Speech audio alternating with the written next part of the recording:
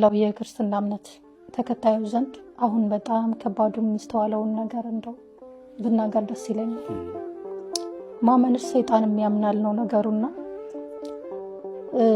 ሰይጣን እግዚአብሔር ፈጣሪ እንደሆነ ያውቃል፣ ይረዳል በደንብ እንዴት እንደወረደ ከስልጣኑም ያውቃል።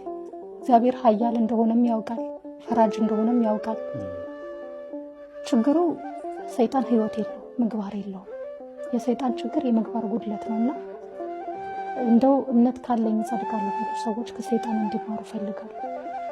ሰይጣን ትዕቢቱን ያወረደው እንጂ እግዚአብሔር ፈጣሪ እንደሆነ ያውቃል፣ ግን በስህተት ራሱን ፈጣሪ ለማድረግ ሞከረ።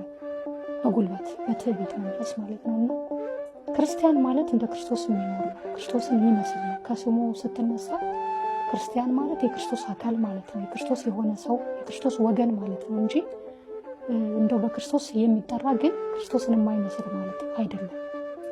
ቅዱስ ገብርኤልን እና ሳጥናኤልን አቁመህ ምናልባት ሳጥናኤል ቅዱስ ገብርኤልን መስሎ የመምጣት አቅም አለው። ሔዋንና አዳምንም ሲያስት የነበረ የብርሃን መልአክ እየመሰለ ነበርና ልዩነቱ ሁለቱ የተለያዩ መሆናቸውን ተፈጥሯቸው፣ መልአኩ መልአክ ነው፣ ገብርኤልም ገብርኤል ነው።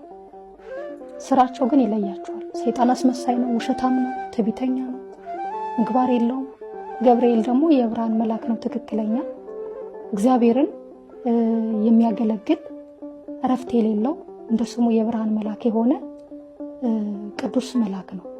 እና ክርስቲያኖች ወደድንም ጠላንም አካሉ የሚያደርገን በትክክል እንደ ቃሉ ስንኖር ነው። ክርስትና እንደ ተራ ነገር አይደለም፣ ማላገጫ አይደለም፣ የሆነ በስም ወይም ባንገታችን ባሰርነው ክርም ይለካ አይደለም። ክርስትና የሚወዱህን እየወደድክ የሚጠሉህን እየጠላህ የምትኖርበት ህይወት አይደለም፣ ከዛ በላይ የሆነ። ይህንን ሁሉም አህዛብ ስለሚያደርጉት ሰው የሆነ ሁሉ የሚወደውን ሰው ይወዳል፣ ህግም ሰራህም አልሰራህም የሚጠላውን ይጠላል።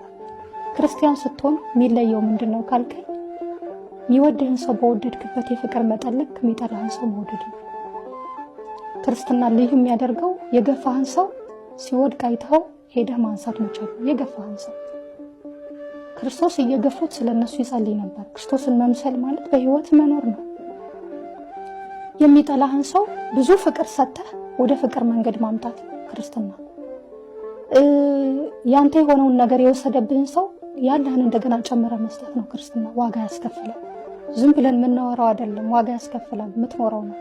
አንዳንዴ ሞኝም ያስመስላል። ስትኖረው የሞኝ ህይወት ይመስላል። ሲረግሙ ስትመርቅ የሚያዩ ሰው እንደ ሞኝ ሊያዩ ይችላሉ። ያው በዓለም አስተሳሰብ አሁን ዘመኑ የሄደበት የራሱ የሚለው የዘመናዊነት መለኪያዎች አሉ አይደለም። ሰዎችን ዘመን